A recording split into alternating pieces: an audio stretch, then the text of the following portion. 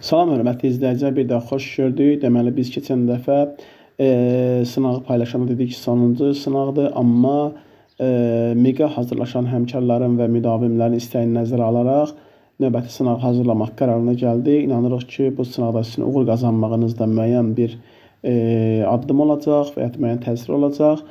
Siz də kanalımıza abunə olub bəyənib paylaşmağı unutmayın. Hər birinizə öncədən təşəkkür edirik. Başlayaq sınavımızın izahına. Deməli, birinci sual belədir. 20-ci yüzün 80-ci illərin sonunda tarixi adı bərpa edilmişdi. Bu Gəncədir, 3-dür, 1989 dekabrın 30-da, bu doğrudur. İlk sərhəd dəstələri burada yaradılmışdı, bu 4-dür, 1992-ci avqustun sonu, sentyabrın əvvəllərində. Naxçıvandan gedir söhbət. Üçüncü ifadə, 1-ci Qarabağ müharibəsində ermənilərin işğal etdiyi sonuncu rayon olmuşdur. Bu 1-dir, yəni Zəngilanda 1993-cü il oktyabrın sonlarında. Ərazisində 1993-cü ildə dinc əhaliyə qarşı qətliam törədilmişdir. Bu da Kəlbəcərdə 5 ərazisidir. 2 isə Xankəndi və Xocalıda heç bir məlumat verilməyib. Cavab məhz A bəndidir. İkinci sual. Deməli, dövlətlərarası münasibətlərdə güc tarazlığı öz əhəmiyyətini itirdi. Avropada hərbi siyasi blokların yaranması ilə düzdür. Birinci Dünya müharibəsinə qoşulmaqla istəklərin qismət təmin edə bilmişdi. Yaponiya və İtaliya doğrudur.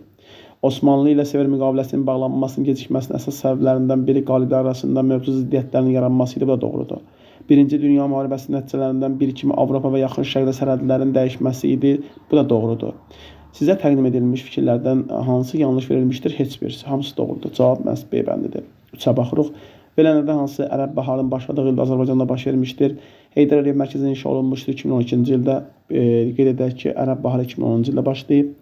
Tunisdən başlayıb. Səbəb də ədalətsiz vergi, gəlir vergisinin bəyan bölüşdürülməsi və mövcud diktator hakimiyyətləri idi və monarxiyaları idi.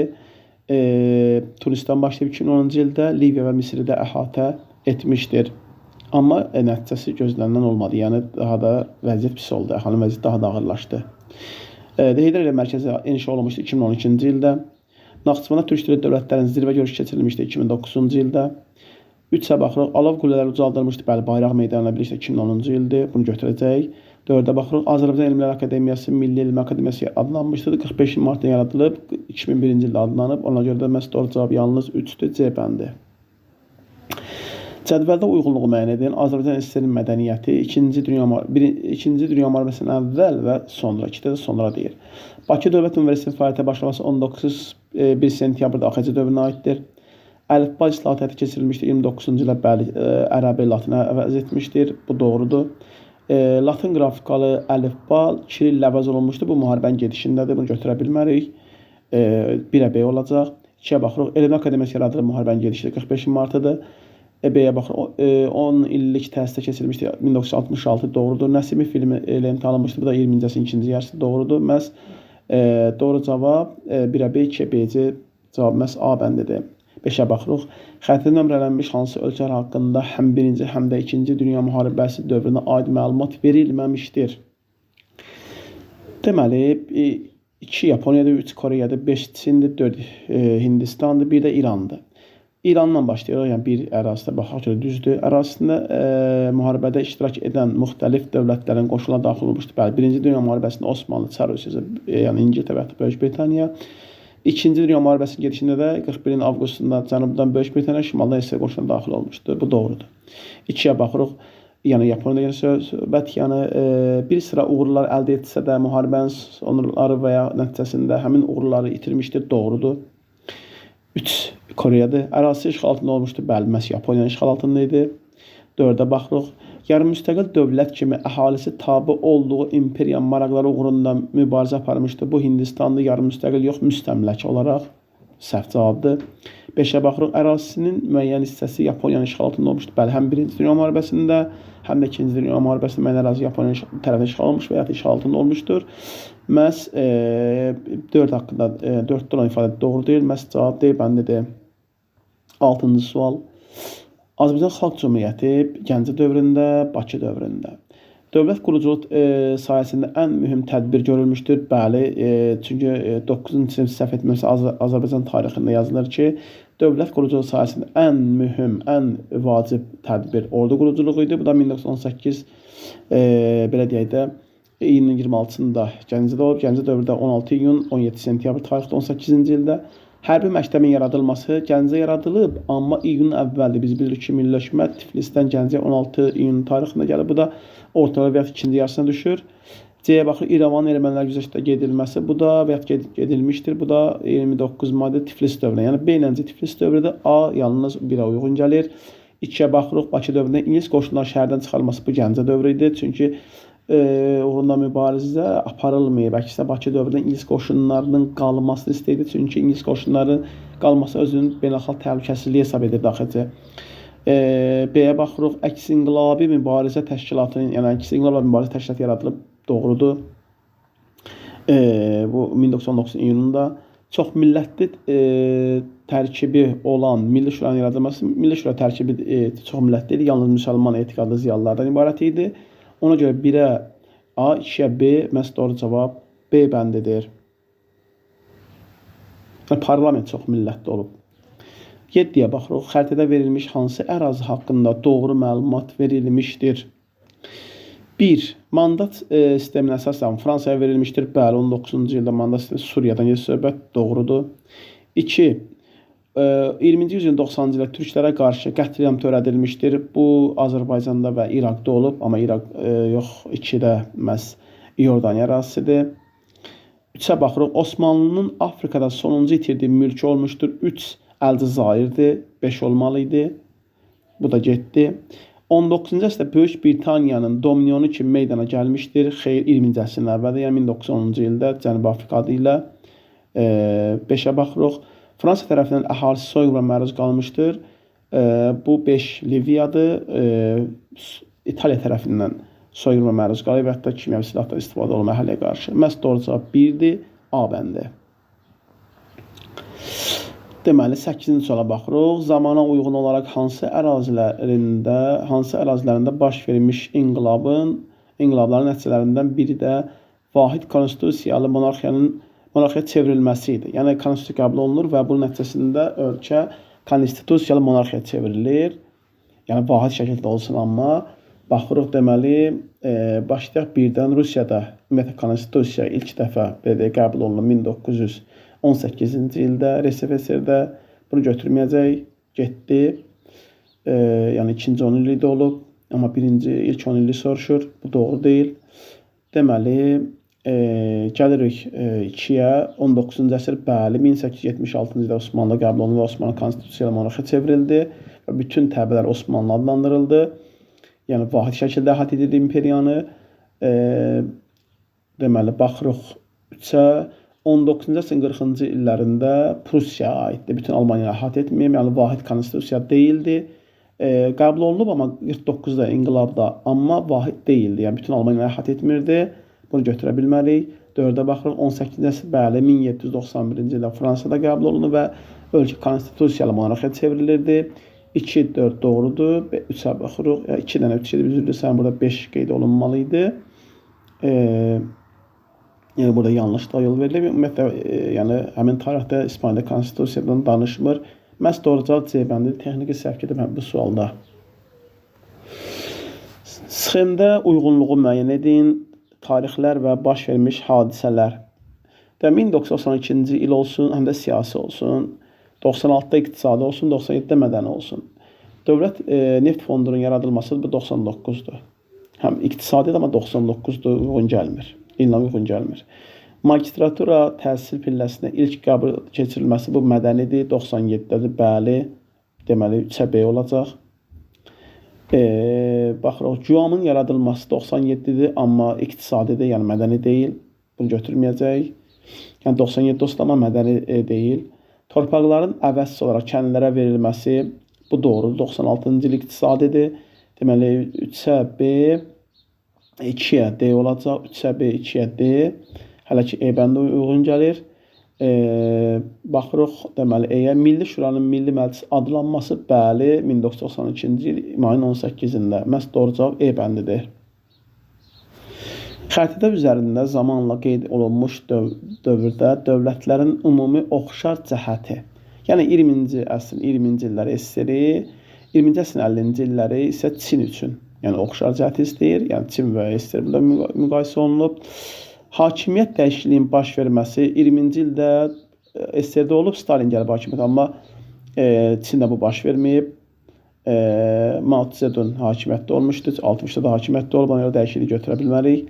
B-yə baxırıq, sənaye və kənd təsərrüfatının inkişaf etdirilməsini nəzərdə tutan siyasət yürüdülməsi, bəli, birində yeni iqtisadi siyasət, birində isə böyük strateji irəli sürülmüşdü və hətta yürüdülməyə başlanmışdı.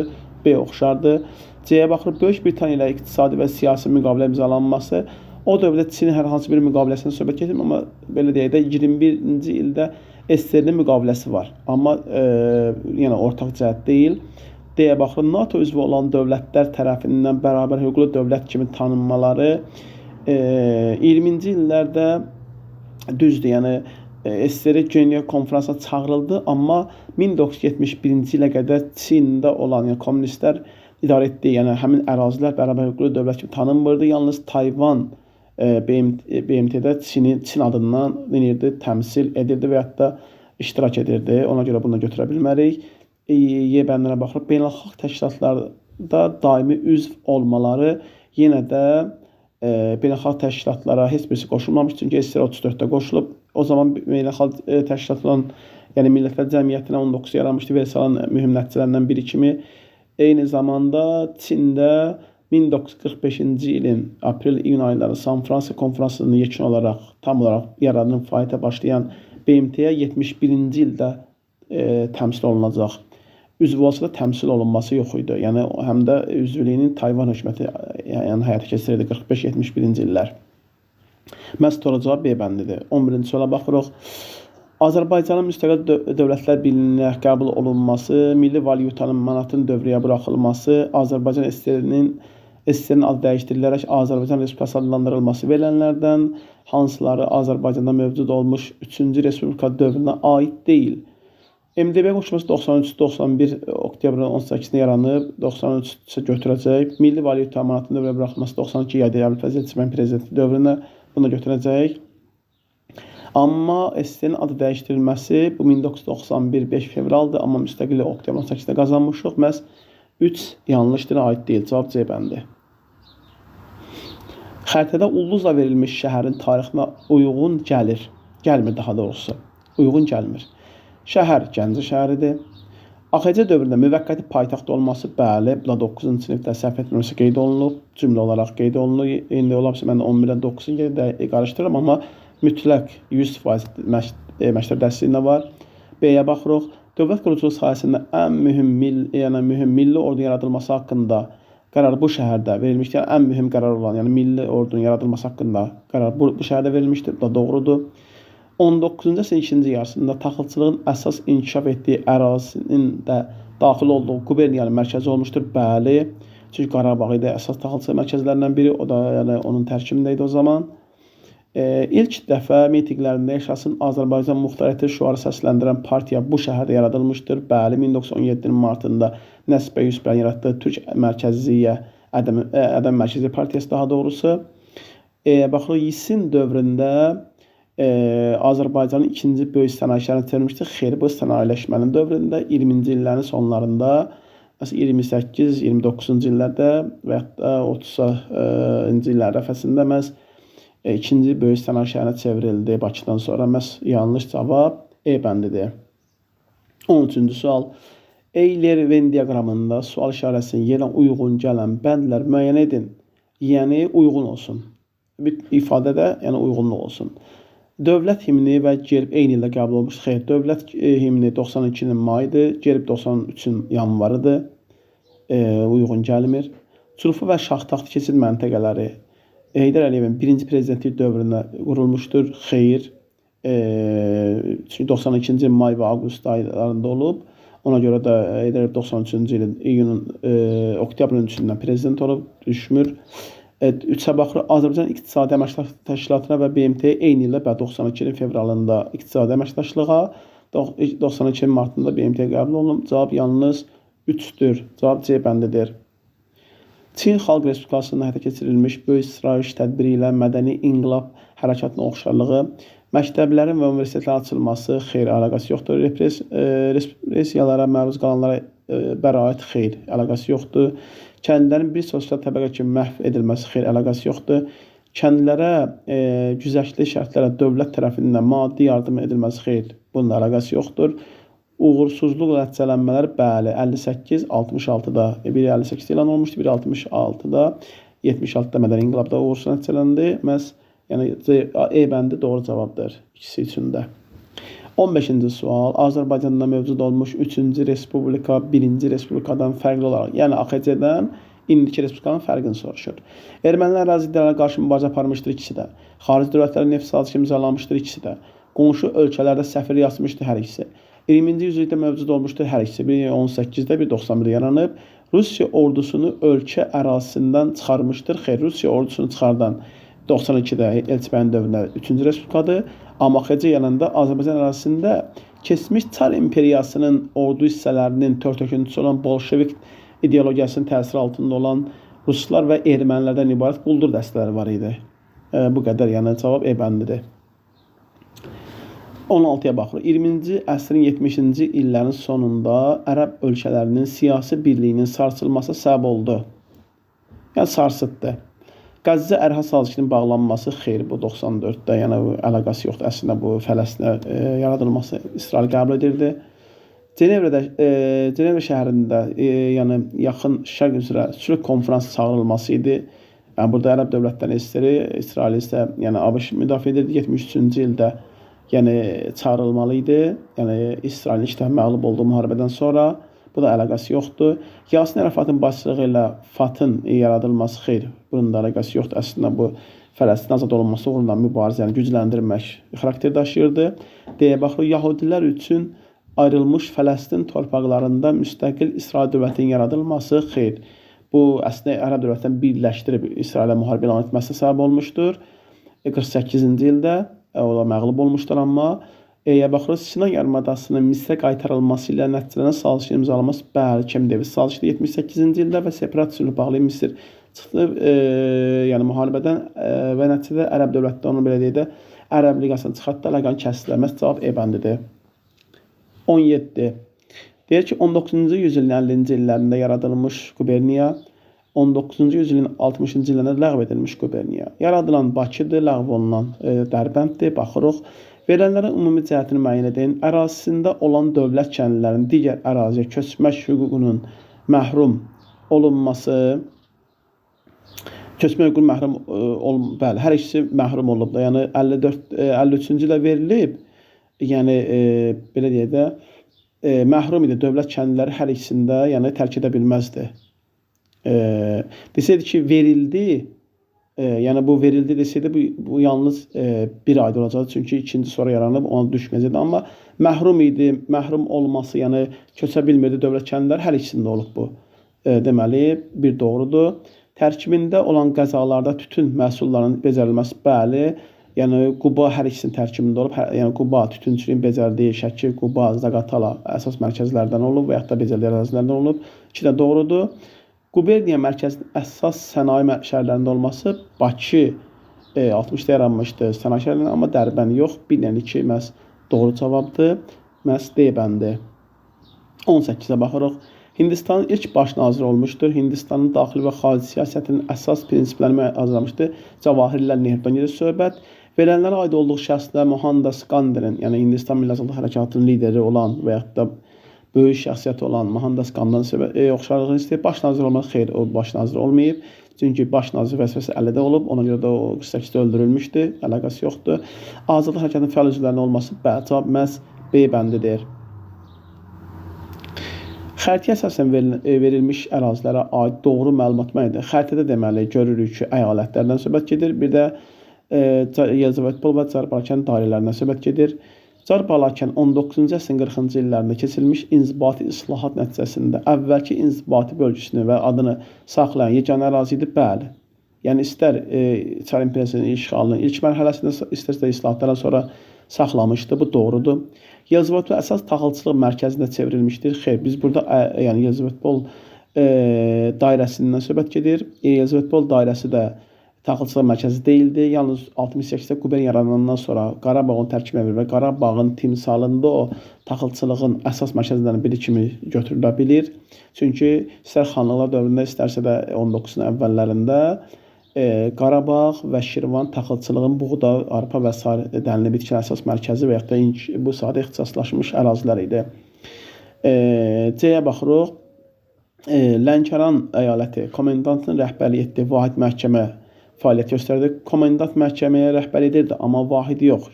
Çünki vahid məhkəmə 1866-da yaradılıb. Onda isə artıq Lənkəran qəza idi. Qəza adlanırdı. Deməli, amma burada Lənkəran əyaləti yazılıb. D-yə baxırıq. İrəvan quberniya mərkəzi idi. Xeyr, yəni belə deyək də, qəza yazılsaydı quberniya mərkəzi ola bilərdi. 49-cu ildə İrəvan həm qəza idi, həm də belə deyək, quberniya mərkəzi idi. 49-cu ildə yaradılmış Azərbaycan arası 3-cü quberniya idi. Yəni Şamaxı və Dərbənddən sonra. Bu da səhvdir. E-yə baxırıq. Qarabağ Gürcü İmireti quberniyasının tərkibində idi. Xeyr, Qarabağ əvvəllər müsəlman əyalətli rəisliyinin tərkibində olub.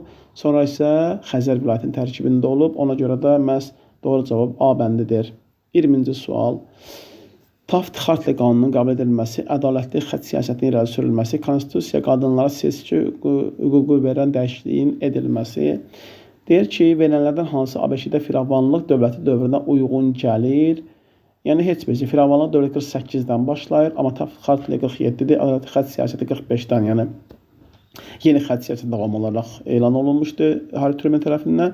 Konstitusiyada qadınlara seçki hüququnun verilməsi 20-ci illərdir, 19-cu düzəlişdən. Ona görə də cavab B bəndidir. Heç birisi uyğun gəlmir. Yəni heç birisi. Cavab olaraq B bəndi.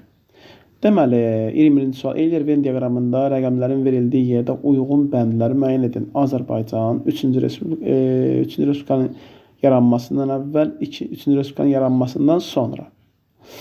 Deməli, 4-dən danışır. Baxaq, beynəlxalq təşkilatlara üzv olmuşdur. Yaranmasından sonra, yaranmamışdan əvvəl olmayıb, bəli, olub, 4 götürəcək. Deməli, gedəcək bu, 4 doğrudur. Sonra, deməli, 1 doğrudur, daha doğrusu. 1 götürürük. 3-ə baxırıq. Ermənilərin işğalına qarşı mübarizə aparmışdır. Bəli, bu da doğrudur. 1-2 doğrudur. 2 ilə 5-ə baxırıq. Həm əvvəl, həm də sonra, yəni yaranmamışdan əvvəl, həm də yarandan sonra düşsün. Tək partiya sistemi mövcud olmuşdur. Yox, yaranmamışdan əvvəl, yarandan sonra çox partiyalı sistem oldu. Bu səhvdir. 4-ə baxırıq. 1 və 4-dən danışır. Məktəblərdə dini və dünyəvi fənlər tədris olunmuşdur. Xeyr, müstəqillikdən əvvəl qadağan idi. Yəni Bolşevik ideologiyasının təsiri altında. 5-ə baxırıq. 3-ü verib. Kiril qrafikalı əlifbaya keçilmişdir. Xeyr, ortaq cəhət istəyir. Bu da ki, əgər biri istəsəydi götürə bilərdik. Yəni və yaxud da müstəqildən əvvəl istəsəydi götürə bilərdik. Məhz doğru cavab 1-dən 2-dir. D bəndidir.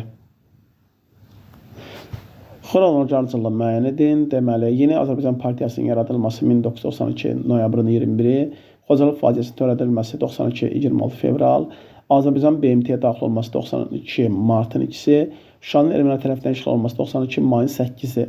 Deməli, birinci gələcək 2, sonra 4, 2, deməli, daha doğrusu üzrlü sayım, 3, 2, 3, 2, 3, 4, 1 cavab C bəndidir.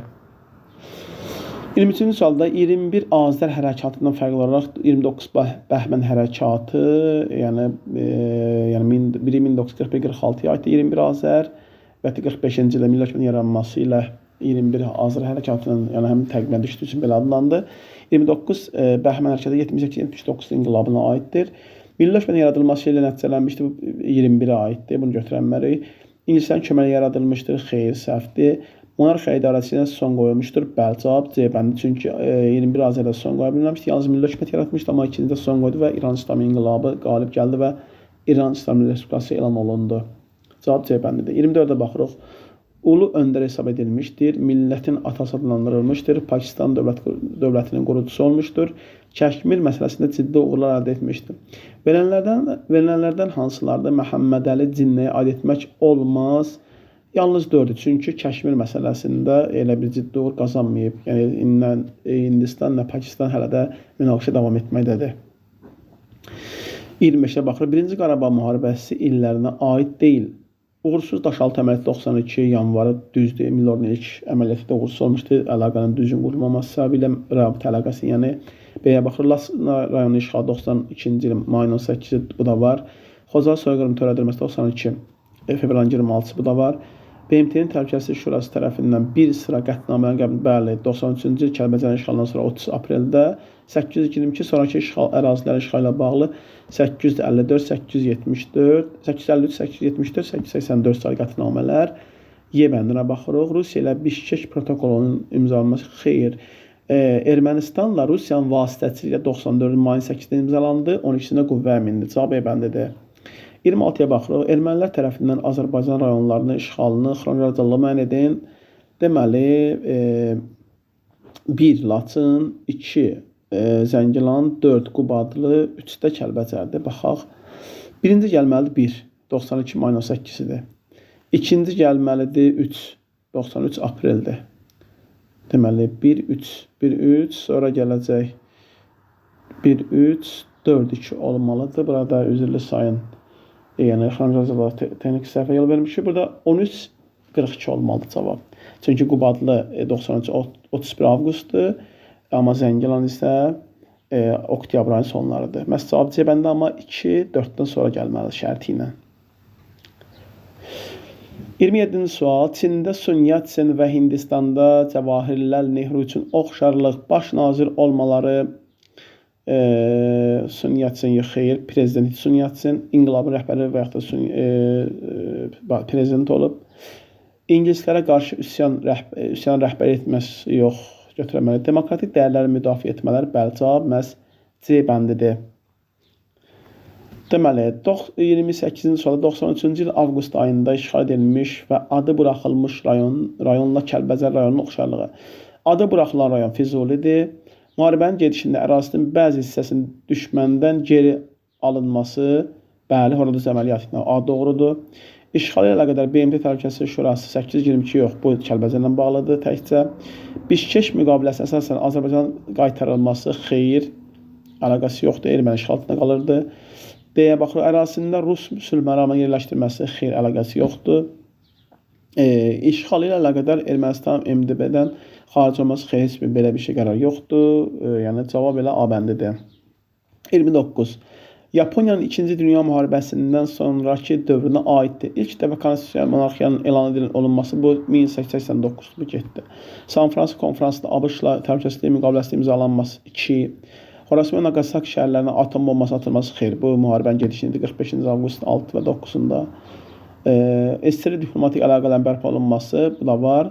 Ölkə totalitar rejimin qurulması yox, 2-4 cavab. Cavab C bəndidir. Xəritədə rəqəmlərlə göstərilmiş hansı şəhər haqqında doğru məlumat verilməmişdir? Deməli, baxırıq.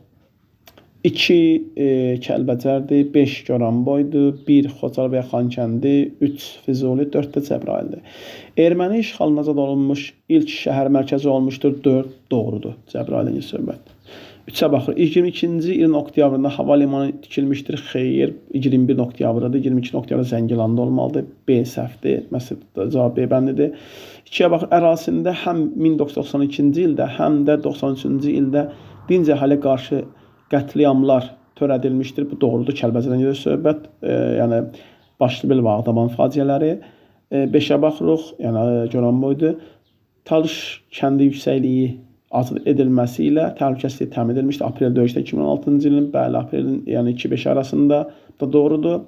1-ə baxırıq. Yəni Xankəndi və Xocalı 2024-cü il mayın 28 tarixində böyük qayıdış proqramının, burada da hərf səhv gedib, yəni üzrlü sayın, əsasən əhali məskunlaşmışdır. Bəli, yəni əhali məskunlaşması 22-ci ilin iyul ayında Ağal'da, 23-cü mayın 28-də Laçındır, 23-cü avqustunda Füzulidir, 24-cü mayın 8-i Şuşadır, 24-cü mayın 28-də də məhz Xocalıdır.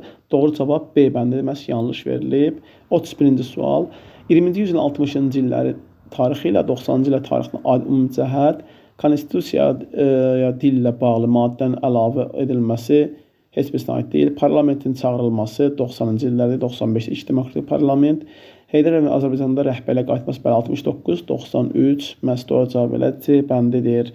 Bir şey qeyd edim ki, bizə YouTube kanalında, yəni yazılan şərhlərdən biri buydu ki, məhz bu dövrü istəyirdilər. Məhz biz də bu istəyi nəzərə alıb, məxsusən müasir dövrü Çin, Hindistan və digər mövzuları, yəni əhatəli suallar hazırladıq. Nə dərəcədə yəni yaxşı anılıb, bunu siz yazmaqla bildirə bilərsiniz fikirlərinizi. Bir daha sizə uğurlar diləyirik.